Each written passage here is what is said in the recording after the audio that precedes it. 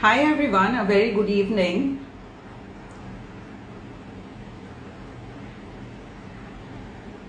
So I'll wait for a few people to join because this is a very special conversation that I'm having with someone who I look upon, and someone who's really amazing. Okay, so just to give you a brief on what the discussion today is all about. So of late we have been hearing a lot of unfortunate news about a lot of young people collapsing on the treadmill, a lot of heart attacks, cardiac events happening, especially amongst the young, the seemingly fit people, so to speak. And when I'm consulting with my clients, I offer my young clients like 25-30 years of age who are very wary that they come up to me and say things like, my mom keeps telling me, are you exercising too much, maybe it's not good for your heart. So I see this fear that is there today amongst a lot of youngsters, especially about this whole incidence of cardiac events, and therefore I thought that I should really call the expert in this subject. And therefore today I have Dr. Aashish Contractor. Dr. Aashish Contractor is the Director of Cardiac Rehab and Sports Medicine at Sir H.N. Reliance Foundation Hospital in Mumbai. He is widely recognized as a pioneer in this subject in India, and he has also been an author. He is also a fellow of American College of Sports Medicine, which is recognized as the mother of all certificates, or mother of all fitness certificates. And just to inform you, that is how I know him at a personal level. Around 15 years back, when I was doing my fitness and sports medicine certification, he was my mentor, and that's been a very long journey that I know him. He was associated with the Asian Heart Institute in Mumbai at that time. He was the HOD, and he has also been a medical director for the Standard Chartered marathons for good 10 years. So if you have been a marathon runner, then the chances are high that you must have seen him on the field, protecting the runners, taking care of them. So he's someone that is amazing, and I really look forward to this conversation. I'll just see if he has sent a request to me.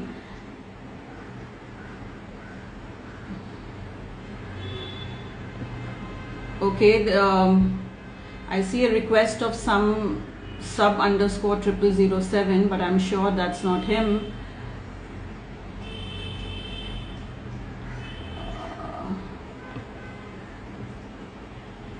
Okay, maybe I can share a request with him, right?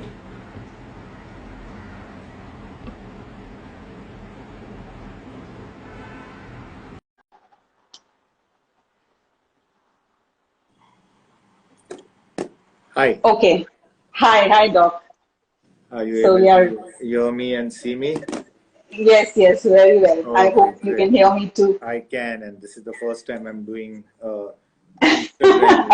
So Yeah, thank you. Excited. Thank you. Yes. No, let's do it. Yeah, I know you've done a lot of these Zoom and podcasts and all, but I really wanted you to come live so that the followers can kind of ask you questions live. This is good. And yeah, thank you so much for being here. Sure. So doctor, without any further ado, I'll dive straight into the questions. So all this while, any sort of an heart attack or any sort of a heart disease was always known as like an aging disease, like something that would happen if you're 60 plus. It was almost never thought of to happen to somebody who's as young as 25 or 30 or 30 to 40 years of age. So what is the reason for this shift? Why is it that now we see a lot of these young people having, not even just heart attacks, but heart diseases? So, honestly, that's not, I don't think there is one simple or straightforward answer to this. Firstly, I think today there is a lot more awareness. Medical science is also picking up things much quicker. Where earlier, 30 or 40 years back, a lot of people were unfortunately just passing away, and people said, he just died, and they didn't really have a reason. Today we are picking it up, and we're able to say it's the heart. I also think that as we are sort of industrializing, as our lifestyles are shifting, there's a lot of processed foods in our diet. Physical activity has come down a lot. Diabetes and the things that go with diabetes, what you would be very familiar, what's called the insulin resistance. All of those have really gone up a lot over the last few decades. And I think that is what is leading to this deluge of information and knowledge about heart disease is happening. One thing is that when it happens in a very young age, and that's typically below 30, it's often not the blockage heart disease as we sort of know it, but there are other heart conditions, there are congenital heart diseases, things like that, which may also contribute and may add to this. So, to answer your question directly, I think there's a lot of shift in lifestyle change, a lot of transition, and diabetes, insulin resistance, hypertension, obesity are all going up in our society, which is probably what's contributing to this. Yeah, that makes sense. So, doctor, like what the claims are all around, like you pick up any media news, a media article, the first headline is like so-and-so collapsed on the treadmill, so-and-so was, exercising, people who, seemingly look very fit. So is overexertion in the gym, as the claims are there, so is overexertion in the gym leading to a lot of deaths? So let me take a little time to answer this question, because obviously there are different aspects to it. First of all, let me say extremely clearly and without any doubt that there is research over decades which has shown that people who exercise and people who are fit have less chances of developing a lot of the chronic diseases like heart disease, stroke, etc., and less chance of dying from this disease and all-cause mortality. We call mortality means death, right? So there is no question about that. There are studies over time looking at literally millions of people, okay? So this whole concept that, is exercise bad for you? Can it do something for you? Is absolutely wrong. Let me put that unequivocally. In fact, it's the exact opposite. That exercise is going to help you live a healthier life and a longer life. That's point number one. The second point is, whenever you read of somebody unfortunately having an incident while exercising, it's very, very, very rare that the person was, how shall I say, a hale and hearty person 2 hours ago, and suddenly in those 2 hours something happened during the exercise which caused their death. Almost impossible. What invariably happens is that people have underlying heart disease which is often not picked up. Some of it may be related to that congenital, especially if the person is below 25, but about 25, about 30 is usually related to the blockages. And the exercise on that particular day acted as what one might call a precipitating factor. That is what pushed that person over the edge. And of course, when any death, any life is very precious, but when it happens during exercise, it also is, if I may say so, a little more sensational, and it makes news, as you said. If that same person was sleeping at home or in the middle of office or watching TV, you normally don't read a headline, man at home watching TV has a heart attack. It just doesn't, but you'll read man at gym has a heart attack, right? So that's the point. The exercise may be that final precipitating factor on somebody who otherwise has underlying issues. Yeah. So, doctor, before going ahead, can you just because the people who are listening to us may not know the terms very well, so can you define the congenital heart disease? What do you mean by that? Okay. So sometimes there are certain conditions. If congenital normally means, from birth, but there are other conditions which may not be from birth, but many of them are genetic associated. One of a very common one is something called a hypertrophic cardiomyopathy. Now, cardiomyopathy is essentially a condition in which the heart muscle sort of gets inflamed and the heart gets larger, but it's not strong. So it gets Right. flabby is one way of putting it, right? If somebody's got a lot of excess weight, they'll also be large. Right. But that's a Right. difference between being large with weight, excess weight and fat versus being large with, say, muscle. So the heart Right. gets big and flabby. That's one of the conditions.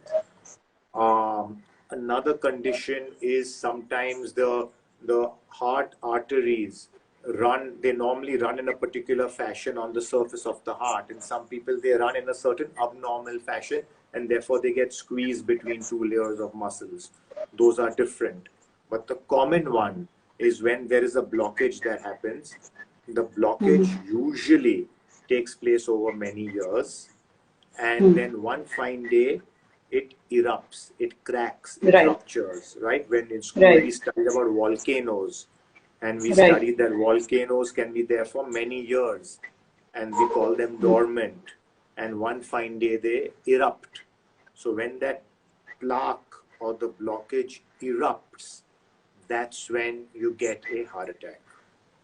Okay. So just to summarize till here, firstly, exercising is great. The second thing is, like you explained, one can be a reason which is completely based on anatomy, um, genetics, anatomy, not lifestyle oriented, so to Correct. speak. And the Yes. other reason is, yeah, and the other reason which is more lifestyle based, where we see all of these high blood pressure, cholesterol, diabetes, side by side, running, may or may not, but this is what is usually seen. So these Yes. are the two scenarios. Now, these news or these unfortunate incidents that we hear of, what you're trying to say is that they, in both the scenarios, they would be present much before the person started exercising, but they didn't just get picked up, and then exercising just acted as a trigger, not as the cause per se. Absolutely correct. So, doctor, when we say that it didn't get picked up, which means that there can be and there would be certain basic screening processes in place so that a person can be aware of what is my present status. And firstly, so should everyone go through this screening process? Firstly, what are these screening processes? Number two, should everyone go through it? And I'm asking too many, but they're all related. Number three, are they related to that person's age? Would it be like different for different person's age? And fourthly, is it also related to physical activity? Say I'm a recreational fitness person. Is it different from me versus somebody who's sedentary? I will say let's not go into the competitive athletes, because I think the population we are talking to right now, I don't think they're competitive athletes. They are either sedentary or they're recreational. Okay, so you asked me many questions. Let me try and break it down in a very simple manner and explain it to you, right? Yeah. So, firstly, every single person who's exercising, honestly, every single day that you're exercising, you do a quick mental checklist. We do it without even realizing, right? Now, today, for example, and I'm giving you a real example, I wasn't able to run in the morning for various reasons. So I'm actually going to get on the treadmill and run literally right after we have this session. But if I've got a pain in my stomach, or I've got a really bad headache, or I've got a mild fever, logically I shouldn't do the exercise. So I have asked those questions to myself without even realizing, and I'm Correct. not, right? So that basic, what I call screening, one does unconsciously or subconsciously all the time. And though this may sound almost silly and common sense, there are many people, especially the more committed they are to exercise, ironically, they are more prone to, even if they're unwell, they will exercise. I'm sure you know many people like that. Right. I know many people like that. I've got to admit that there have been times in my life when maybe on a day I shouldn't have exercised and I have done it, right? So that part is the first, what I call common sense screening. Yeah. Now let's go into general screening. So as a rule of thumb, if you are feeling fine, if you are not short of breath when you exercise, if you don't have, let's say every time you exercise you feel dizzy, or when you exercise you get some chest heaviness, you exercise you get some funny pains in your body, if those things happen, again, common sense will tell you first talk to the doctor. Yeah. Right? Assuming those things are not happening, and now let's just talk about adults. So we assume that the person's over 18. At the very minimum, every year, somebody must know their body weight, which is very simple, obviously. Somebody must, so therefore they know whether they're underweight, correct weight, overweight. They must know their blood pressure, right? It takes literally 2 minutes, 3 minutes to get a blood pressure done. They must know their sugar. So are they diabetic? Are they borderline diabetic? Because these are all silent problems. Many people have high blood pressure, high sugar without even knowing it. And they must know their cholesterol. Okay, and they must know obviously whether they smoke or take tobacco. That's a habit. So if your sugar, your cholesterol, your body weight, your blood pressure, and you're not smoking are all fine, and you are feeling fine, I don't think you need to do any further tests. Correct. If any of these numbers are abnormal, your sugar, your cholesterol, your blood pressure, talk to your doctor about it, and then he or she will suggest some tests. If you are going into more vigorous exercise, let's say you're planning to train for a marathon, talk to the doctor and they'll probably recommend like an ECG and maybe a stress test before you start. So every single person doesn't have to do an ECG or a stress test or a 2D echo before exercise, no.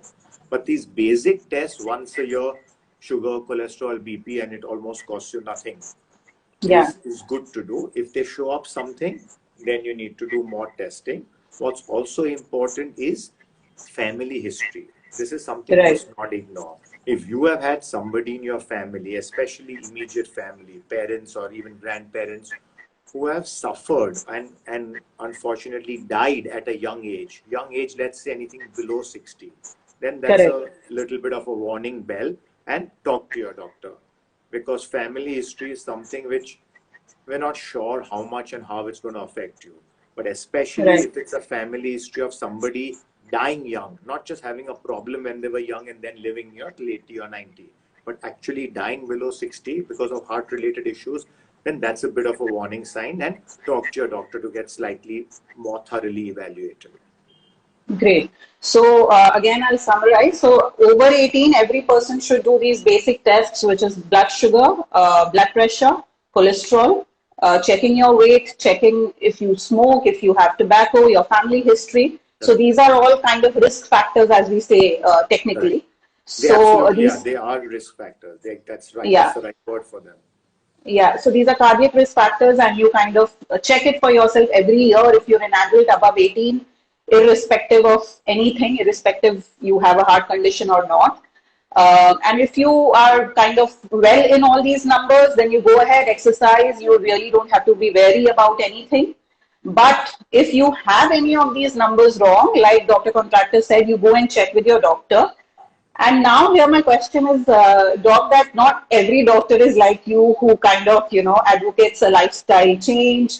There are unfortunately, doctors out there who would see, okay, this number is like this, don't exercise. Like I have seen a lot of my clients said that, I have hypertension and I'm working on them on their lifestyle, but the doctor straight away told them don't do strength training.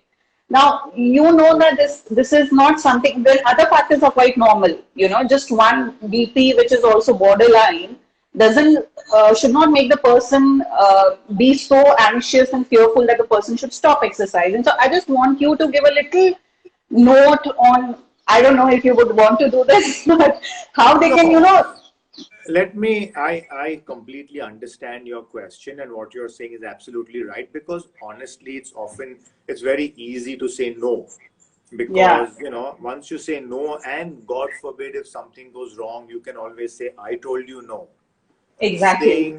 Saying yes requires more knowledge, more courage often. Absolutely. And there are very, very, very few people, let me put it emphatically, in the world who should not exercise. Very, very, very few people. Okay? Literally that percentage would be less than 1%. And those are people who are probably currently symptomatic. They are currently in a situation where they are unstable and they need to be properly stabilized. They need to be treated. They're getting angina, all of those people. Certainly they should not exercise till they're stabilized. But otherwise, there is almost nobody, apart from broken bones and those obvious things, who should not exercise. One can say caution. One can say Right. yes. And please understand, the word exercise does not just mean someone going to a gym and making, a big body and sprinting on a treadmill and sweating. If you went for a 10-minute walk in your neighborhood, that's also exercise. If you take a Correct. bottle of water and lift it up 10 times, that's an exercise for your arm, right? So Absolutely. any body movement done with an intention of improving your health is exercise. So what exercise you can do requires nuance, and that may change from person to person. But otherwise, Right. from birth to literally death, everybody should do the exercise which they are capable of doing. Brilliant. Yeah, so I think people should know this and probably just change the doctor if the doctor isn't very favor of the lifestyle change. So the next question is, doctor, like you said, we have these risk factors and the screening is there and all of that. What about diet? Like, because in my practice, I often meet people who are like, very fit, athletic body, and they feel that, nothing can happen to me. I work out every day, I'm fit, I can do everything. And then what happens is when you go down deep into their lifestyle, you see that they are sleeping late, you see that they are also like smoking, alcohol, all sorts of stuff like unhealthy behaviors or unhealthy lifestyle, what we say. So we have this phrase, in our industry, we say that you cannot outrun a bad diet.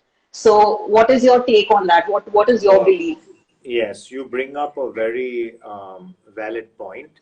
And here is an important point I want to make. And this is what people don't get or they don't understand.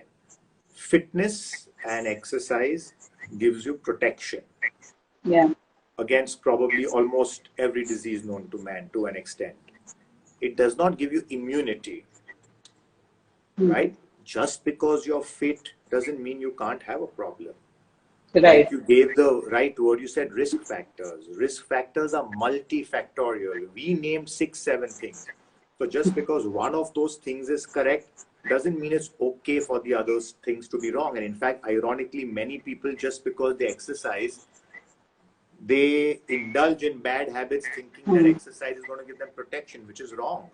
It's like saying that for a car not to have an accident, many things need to be okay. Just because the brakes of the car are okay does not mean the car can't have an accident, right? Brakes being Correct. okay is an important aspect to protect against an accident. But just because the brakes are okay doesn't mean an accident can't happen. Same thing with fitness and exercise. It gives you protection against a range of issues, but it doesn't give you immunity.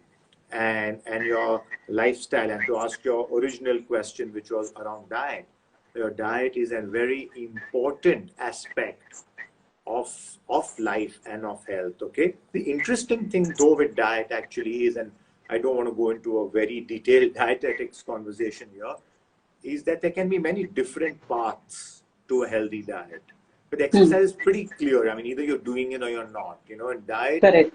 there is no only one Hmm. path. There are many different ways. A few principles might remain the same across most of them, but there are many different approaches one can take. Right. Right. Yeah. So again, a thing I want to bring upon, or maybe you can, Doctor, elaborate on this, is that when we say you cannot judge a book by its cover, so a person may be fit, but he can still have a lot of these metabolic syndrome or metabolic, diseases inside, and at the same time, a person can be probably carrying a little more weight than usual, but can be very fit and healthy. So you want to say something about that? No, no. Again, you said it very correctly. To put it in simple words, you can be fat and fit. I don't mean to say this in a derogatory manner, but you can be Yeah. fat and fit, and you can be thin and unfit. Yeah. Both Yeah. exist. Now, if you take a group of people who are overweight and a Yeah. group of people who are normal weight, in general, the group of people who are normal weight will be healthier and fitter. But every Hmm. single person in the normal weight is not going to be healthier than the person who's overweight. Right. Usually, if you're extremely overweight, yes, then it's hard to be fit at Hmm. that weight. But I have seen examples of people who are sometimes even frankly very overweight, but who are reasonably fit. So they can be metabolically fit. And you'll be surprised that many of these people who are fairly overweight also, but doing the things correctly, they've got great sugars and cholesterol and all of that, while some of the very thin people who do no activity and you don't take care have very bad numbers. So yes, you're correct. I mean, both arms can exist. Yeah. And also, like we discussed, just because you're working out, like a lot of people come and say that, I've earned this, I worked out and I've earned my junk and I've earned my Yes, smoke. So there's nothing like that that validates this. absolutely not. So, yeah. So, doctor, then let's come to the exercise part. Like, again, like, because of this fear that is there, which we already addressed a part of it in the beginning, but there is a lot of this that, what is too much of exercise or what is over exercising or overtraining? Is there a definition or is it subjective? Also, like, there's an acute overtraining and chronic overtraining. So, over to you.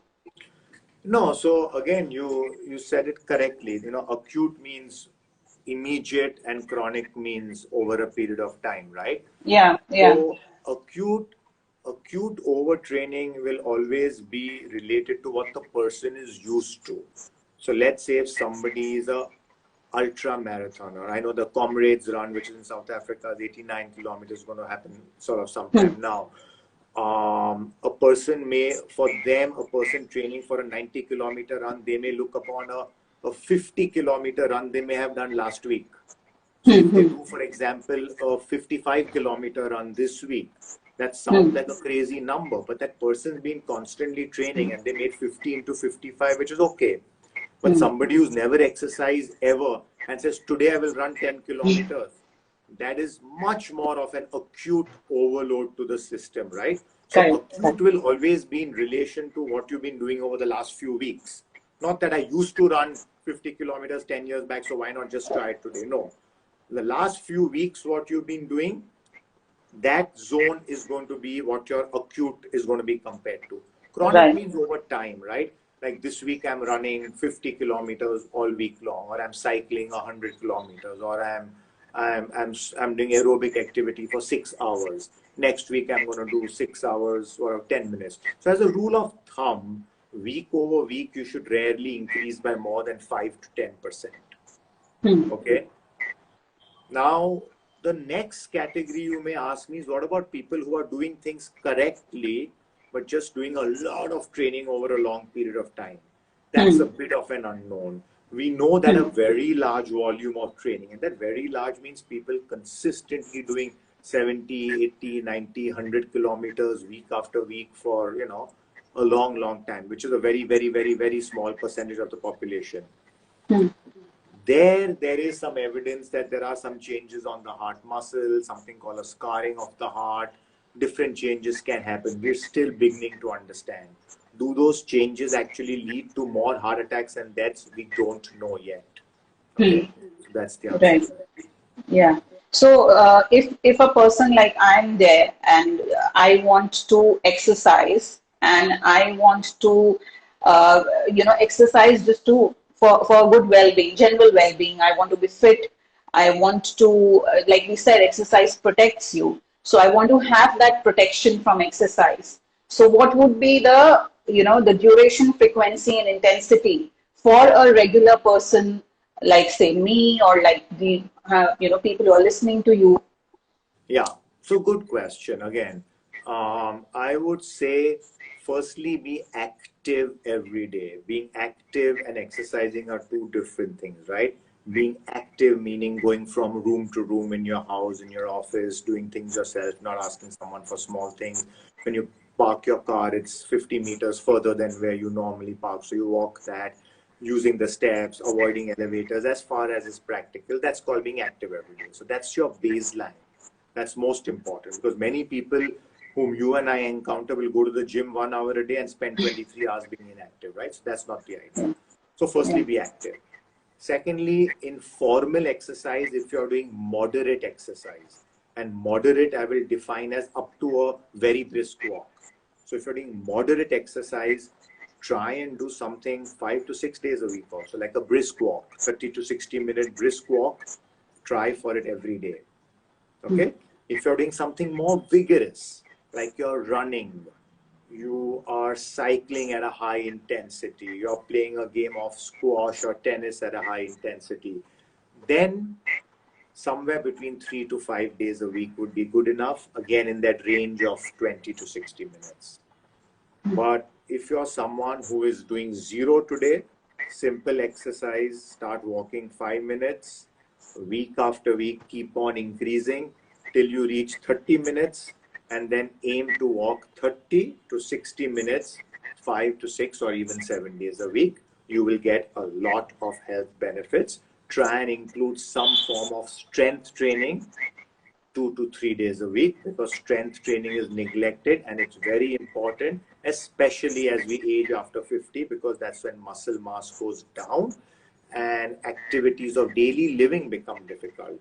When you lift your 10 kilo suitcase when you're going for a vacation, you're not trying to body build, but you need that 10 kilo suitcase to put in the car, in the train, in the bus, in the plane, right? You need strength for that. Yeah. So to summarize, your exercise routine should be wholesome, like diverse, with the cardio and some sort of resistance training. And the most important point is what doctor is trying to emphasize is that people need to build up sensibly, little by little. Don't become like this weekend warrior that you've done nothing and one Sunday you get up and you will say that I'll run 10 kilometers or, Absolutely. So build up sensibly, like doctor said, 5 to 10% increment is what is required every week. So you don't do a kind of ramping the intensity too high exponentially. So, like with food, exercise also, you just need to be diverse and sensible. So, doctor, like you explained about the intensity right now, like you said, moderate and stuff. So, we often talk about intensity and we have a huge market of exercise wearables nowadays.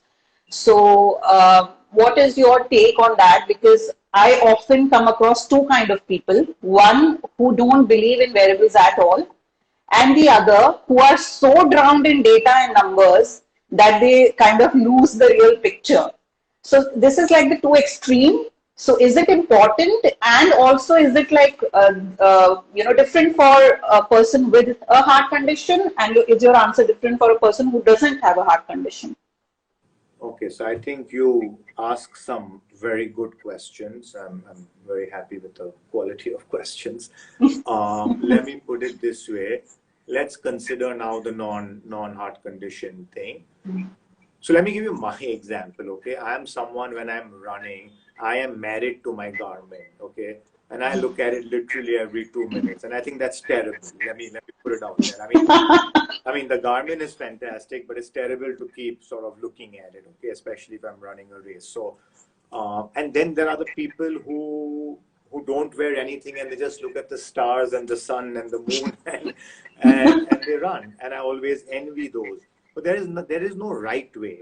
If you're trying to run or exercise to improve performance, and if that is important to you, then I think you need to have some metric which you're tracking. At a very basic, you need at least time and distance, whether it's cycling, running, swimming, right? Time and distance is a metric which is good to track if you want to improve performance. What I don't get are people who desperately want to do better, but then they don't want any sort of measurement. That's a bit at odds, okay? At the same time, you shouldn't be desperately looking at the data all the time. But there are other forms of data which motivate. So I wear a Fitbit, okay, and my goal is to do 10,000 steps every day apart from running and cycling, okay, apart from that. That's the goal I set for myself. And this helps me track where I am, right? So I'm at 6,700 and it's 6:34 in the evening. So it's just pretty reasonable. By the end of the day, I should get close to 10, if not cross it, okay? So this helps me, but I am a numbers kind of guy. I like it. But there are other people who don't track anything, and you can just go by feel. So when you're exercising, if you're exercising so hard that you're out of breath and you can't carry on a conversation with somebody next to you, then that's too hard, right? You need to slow down. Once in a while, if you're doing some interval training for a few minutes, that's okay to go out there and do it. Yeah. Otherwise, if you're doing it just for good health, you should be at an intensity where you can carry on a conversation with someone next to you.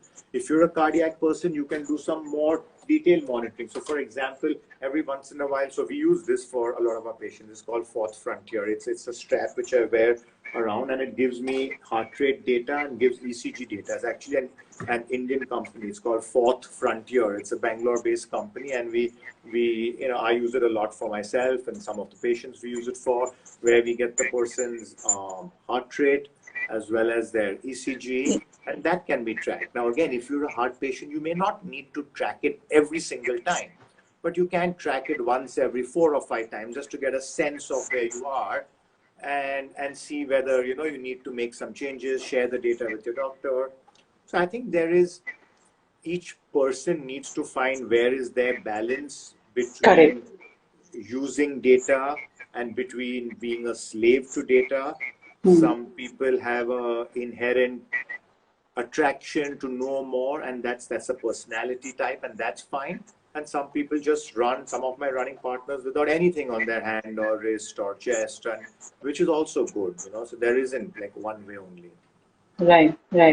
Yeah. So yeah, I'm actually so what you said was the RPE, the rate of perceived exertion. So there's one personality which likes numbers, the other, they can just gauge how they are feeling, where they perceive their exertion, which we would want to say that it should be fairly light to somewhat hard, not very light and not very hard. Perfect. And brilliantly put, like you said, it depends on the person's goal as well, like if it's performance or if it's just a general well-being. One last question, Doctor, I'll ask, and then I'll take the questions from the audience. Is about COVID-19. A lot of these, again, things out there on media, and a lot of people have this notion that COVID-19 is connected to a heart disease, which means that if you have contracted the virus, then you need to go for a heart check, because what is being claimed that once you have COVID-19, you are at a higher risk of a cardiac episode. So what is the truth? If I have, contracted the virus, then do I need to go for a check? Do I need to go for a screening? So this is an area where, frankly, we are learning, and information and science is emerging all the time. And a lot of the things we thought which were gospel truth earlier, we changed our stance, and that's the way science evolves. I think today there are some cases where COVID affects the heart, and it affects it with a condition called myocarditis, which is inflammation of the heart muscle. It's not very common. So every single person who has COVID by no means needs to have some elaborate heart checkup before they get back into normal life. But if you have some symptoms, you have some unusual shortness of breath, you feel your heart is racing, you are feeling some different types of palpitations, uneasy heartbeats, then certainly go and get it checked out. Right. Okay. So, Doctor, I'll take the question which has come from the audience. So one is about HIIT, where this person is asking that what is your view on HIIT? Is it good for the heart, or is it like too overrated?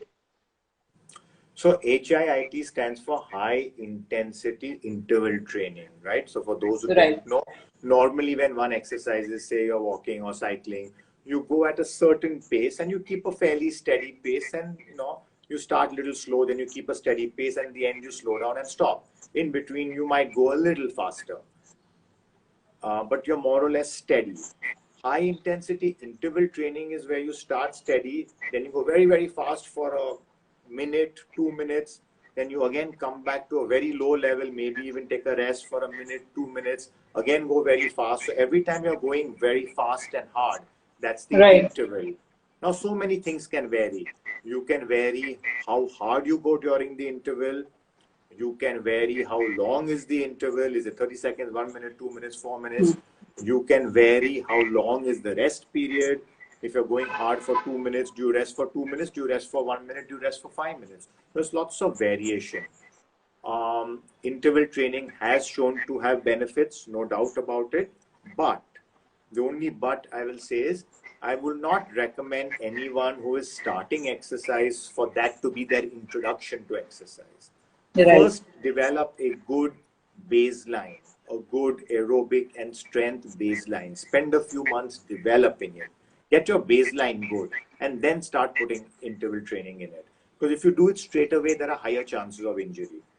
Right, right. Which doctor means the orthopedic injury, right? Orthopedic injury, you could even have little cardiovascular, like you may not know what your thing is, and you suddenly just push yourself very hard without knowing what your limit is.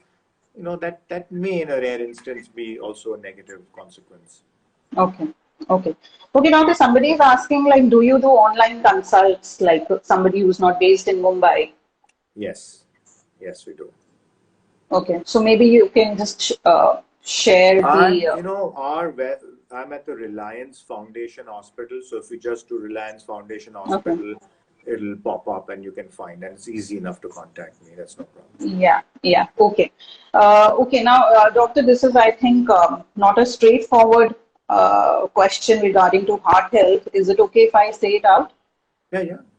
Okay. So this person is saying that this person is undergoing physio for chronic shin splints and plantar fasciitis. So how long will it take to heal, and how can he get back to his fitness No, and see, that's exercise? a difficult question to answer, because things like shin splints, plantar fasciitis, often sometimes you get it right and the person may get relief in a week or two.